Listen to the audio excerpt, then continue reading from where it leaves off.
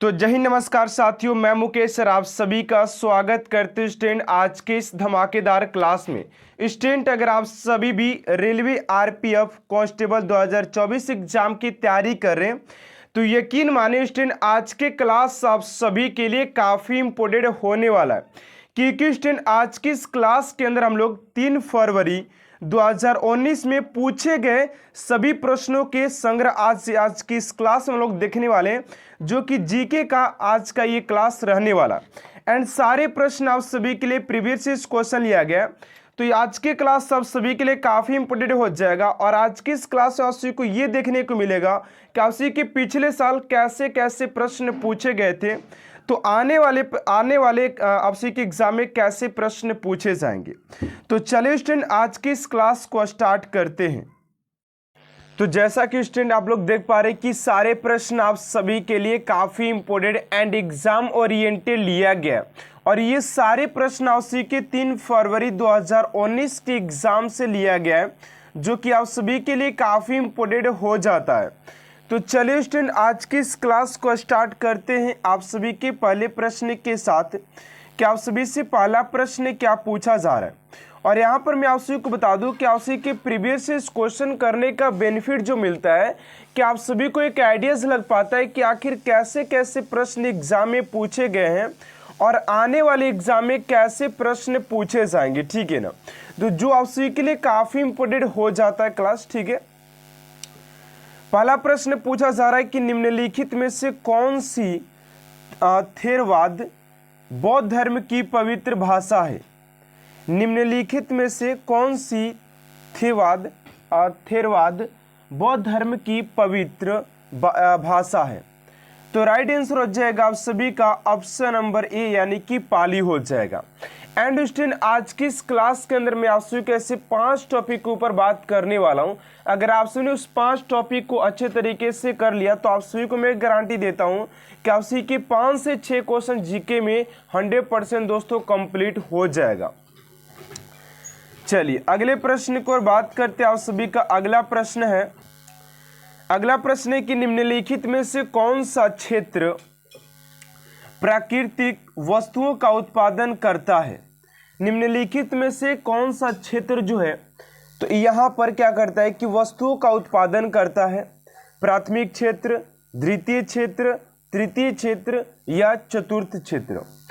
And student यहाँ पर अगर आप सभी को इस क्वेश्चन का आंसर पता होगा तो आपसे हमारे बताने से पहले कमेंट बॉक्स में उसका आंसर लिख सकते हैं, ठीक है ना।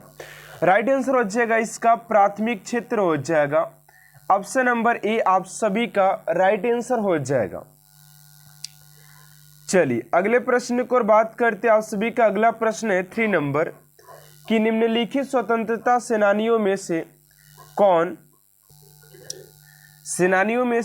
1928 में ब्रिटिश अधिकारी जॉन सॉन्डर्स की हत्या में शामिल था। तो राइट आंसर हो जाएगा आप सभी का ऑप्शन नंबर आप सभी का डी हो जाएगा यानी कि भगत सिंह। चलिए अगले प्रश्न, और ये सारे प्रश्न आप सभी के कभी ना कभी एग्जाम में पूछा गया, और ये पूछा गया आप सभी के 3 फरवरी 2019 के एग्जाम में पूछा गया। आप लोग देख सकते हैं कि कैसे कैसे प्रश्न आप सभी के एग्जाम में पूछे गए, और इसी के अकॉर्डिंग आप सभी को भी अपना प्रिपरेशन जारी रखना है।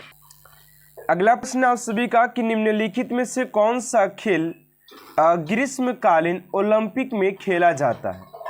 यानी कि निम्नलिखित में से ऐसा कौन सा खेल है जो आप सभी के ग्रीष्मकालीन ओलंपिक में खेला जाता है। तो राइट आंसर हो जाएगा आप सभी का सब डिवीजन। ऑप्शन नंबर आप सभी का यहाँ पर हो जाएगा आप सभी का ऑप्शन नंबर सी इस राइट आंसर हो जाएगा सब डिवीजन खेला जाता है। चलिए अगले प्रश्न को और बात करते हैं। आप सभी का 5 नंबर प्रश्न है कि निम्नलिखित में से किस खेल में भारत ने 1928 में 1928 से 1956 तक ओलंपिक में स्वर्ण पदक जीता था। करें कि निम्नलिखित में से किस खेल में भारत ने 1928 से 1956 तक ओलंपिक में स्वर्ण पदक जीता था। तो कौन सा खेल था। तो राइट आंसर हो जाएगा आप सभी का हॉकी। ऑप्शन नंबर डी आप सभी का राइट आंसर हो जाएगा।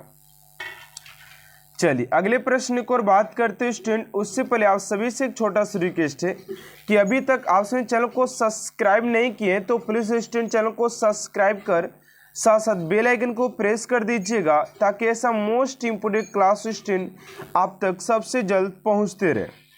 चलिए अगले प्रश्न की ओर बात करते हैं। आप सभी का अगला प्रश्न है कि तिब्बत में किस नदी को सिंगी खमबन होना चाहिए, यहाँ पर खम यानी कि आधा ब होना खमबन होना चाहिए ना कि भ होना चाहिए, ठीक है ना। खमबन शेर का मुहाना कहा जाता है।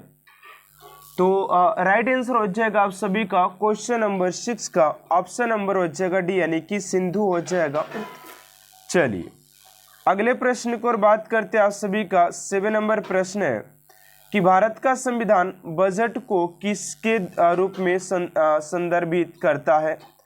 तो राइट आंसर हो जाएगा आप सभी का 7 का ऑप्शन नंबर बी यानी कि वार्षिक वित्तीय विवरण हो जाएगा, वितरण हो जाएगा, ठीक है ना। चलिए अगले प्रश्न की ओर बात करते हैं। आप सभी का 8 नंबर प्रश्न है। ध्यान दीजिएगा कि आप सभी का 8 नंबर प्रश्न यहाँ पर क्या पूछा जा रहा है। करें कि दल बदल विरोधी कानून से संबंधित भारतीय संविधान की अनुसूची कौन सी है। तो राइट आंसर हो जाएगा आप सभी का क्वेश्चन नंबर 8 का ऑप्शन नंबर बी यानी कि 10वीं अनुसूची आप सभी का ऑप्शन नंबर बी इस राइट आंसर हो जाएगा। चलिए अगले प्रश्न की ओर बात करते हैं स्टूडेंट। आप सभी का 9 नंबर प्रश्न है कि मुख्य चुनाव आयुक्त को किसके द्वारा नियुक्त किया जाता है। मुख्य चुनाव आयुक्त को किसके द्वारा नियुक्त किया जाता है। तो 9 का राइट आंसर हो जाएगा आप सभी का ऑप्शन नंबर बी यानी कि राष्ट्रपति के द्वारा नियुक्त किया जाता है। चलिए अगले प्रश्न की ओर बात करते हैं। आप सभी का 10 नंबर प्रश्न है कि निम्नलिखित में से किस आंदोलन में गांधी जी ने करो या मरो का नारा दिया था। निम्नलिखित में से किस आंदोलन में गांधी जी ने करो या मरो का नारा दिया था। तो 10 का राइट आंसर हो जाएगा भारत छोड़ो आंदोलन में महात्मा गांधी जी ने करो या मरो का नारा दिया था। कहाँ दिए थे, कब दिए थे, तो भारत छोड़ो आंदोलन में दिए थे। चलिए अगला प्रश्न आप सभी का निम्नलिखित में से कौन सा गुजरात का लोकप्रिय लोक नृत्य है। निम्नलिखित में से कौन सा गुजरात का लोकप्रिय लोक नृत्य है। तो 11 का राइट आंसर हो जाएगा आप सभी का गरबा हो जाएगा गुजरात का, ठीक है ना। और आप सभी के एग्जाम में मैं यहाँ पर 5 टॉपिक के ऊपर डिस्कस करने वाला हूँ जहाँ से क्या से कि 5 से 6 नंबर 100% कंप्लीट हो जाएंगे, ठीक है ना। इस 5 टॉपिक को आप लोग जान करके जाइएगा। चलिए अगले प्रश्न को और बात करते 12 नंबर की निम्नलिखित में से कौन सा तत्व खटिया स्वाद का होता है, यानी खट्टा स्वाद का होता है और नीले लिटमस को लाल कर देता है। तो 12 का हो जाएगा सभी का ऑप्शन नंबर सी यानी कि अम्ल होता है, ऑप्शन नंबर सी हो जाएगा। चलिए अगले प्रश्न को और बात करते हैं स्टूडेंट आप सभी का 13 नंबर प्रश्न है कि किस गवर्नर जनरल लिबर्टीज भारत में व्यापकगत का सिद्धांत तैयार किया था। तो राइट आंसर हो जाएगा आप सभी का ऑप्शन नंबर बी यानी कि लॉर्ड डलहौजी के द्वारा किया गया था। ऑप्शन नंबर बी आप सभी का राइट आंसर हो जाएगा। चलिए अगले प्रश्न को और बात करते हैं स्टूडेंट आप सभी का 14 नंबर प्रश्न है कि भारत के नियंत्रक एवं महालेखा परीक्षक के से संबंधित भारतीय संविधान का अनुच्छेद है, यानी कि भारत के नियंत्रक एवं महालेखा परीक्षक से संबंधित भारतीय संविधान का अनुच्छेद कौन सा है। तो 14 का राइट आंसर हो जाएगा ऑप्शन नंबर सी यानी कि 148 हो जाएगा। अनुच्छेद 148 आप सभी का राइट आंसर हो जाएगा ऑप्शन नंबर सी। और यहाँ पर देखिए अगले प्रश्न को और बात करते 15 नंबर है कि भारतीय समाजवाद किस प्रकार का समाजवाद है। तो भारतीय समाजवाद की बात करते हैं तो 15 का हो जाएगा ऑप्शन नंबर सी यानी कि लोकतांत्रिक समाजवाद हो जाएगा। ऑप्शन नंबर सी आप सभी का राइट आंसर हो जाएगा। चलिए अगले प्रश्न को और बात करते हैं 16 नंबर की अहमदिया आंदोलन के संस्थापक कौन थे। अहमदिया आंदोलन के संस्थापक की बात करते हैं तो 16 का अच्छा ऑप्शन नंबर सी यानी कि मिर्जा गुलाम अहमद हो जाएंगे। ऑप्शन नंबर सी स्टूडेंट आप सभी का राइट आंसर हो जाएगा। चलिए अगले प्रश्न की ओर बात करते हैं 17 नंबर कि पुर्तगाली भारत में सबसे पहले कहां पहुंचे थे। तो पुर्तगालियों की बात करते हैं स्टूडेंट कि यहां पर पूछा जा रहा है कि पुर्तगालियों ने भारत में सबसे पहले कहां पहुंचे थे। तो 17 का अच्छा ऑप्शन नंबर ए यानी कि कालीकट आप सभी का राइट आंसर हो जाएगा ऑप्शन नंबर ए। चलिए अगले प्रश्न को बात करते हैं 18 नंबर की निम्नलिखित में से किस झील को एकमात्र तैरते हुए झील भी कहा जाता है। यानी कि इनमें से ऐसा कौन सा झील है जो तैरता हुआ है। 18 का अच्छा ऑप्शन नंबर बी यानी कि लोकतक झील हो जाएगा। ऑप्शन नंबर बी आप सभी का राइट आंसर हो जाएगा।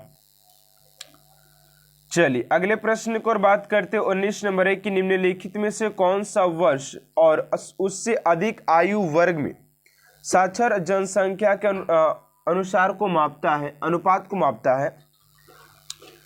तो राइट आंसर हो जाएगा आप सभी का 19 का ऑप्शन नंबर ए यानी कि साक्षरता दर हो जाएगा। ऑप्शन नंबर ए स्टूडेंट आप सभी का राइट आंसर हो जाएगा। चलिए अगले प्रश्न को बात करते 20 नंबर है कि रहस्यमयी बरमुंडा त्रिभुज निम्नलिखित में से किस महासागर में स्थित है। तो बरमुंडा त्रिभुज की बात किया जाए तो 20 का हो जाएगा आप सभी का ऑप्शन नंबर बी यानी कि अटलांटिक महासागर में हो जाएगा। ऑप्शन नंबर बी स्टूडेंट आप सभी का राइट आंसर हो जाएगा। चलिए अगले प्रश्न को बात करते हैं 21 नंबर है कि नई संशोधित सार्वजनिक वितरण प्रणाली को कब शुरू की गई थी। तो इस प्रणाली की बात किया जाए कि इस प्रणाली को कब शुरू किया गया था। तो 21 का अच्छा ऑप्शन नंबर बी यानी कि 1992 में स्टार्टिंग किया गया था। ऑप्शन नंबर बी आप सभी का राइट आंसर हो जाएगा। चलिए अगला प्रश्न 22 नंबर की संविधान की प्रस्तावना में समाजवादी पंथ निरपेक्ष और अखंडता के नए शब्द जोड़े गए थे।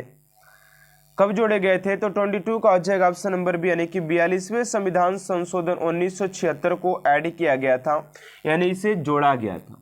ठीक है ना। चलिए अगले प्रश्न को और बात करते हैं आप सभी का 23 नंबर प्रश्न है कह रहे कि मौलिक अधिकार की विशेषता किस देश के संविधान से ली गई है। मौलिक अधिकार की विशेषता किस देश के संविधान से ली गई है। तो 23 का अच्छा ऑप्शन नंबर डी यानी कि संयुक्त राज्य अमेरिका का संविधान हो जाएगा। ऑप्शन नंबर डी आप सभी का राइट आंसर हो जाएगा। चलिए अगला प्रश्न है कि निम्नलिखित में से कौन सी महान झील पूरी तरह से संयुक्त राज्य अमेरिका में स्थित है।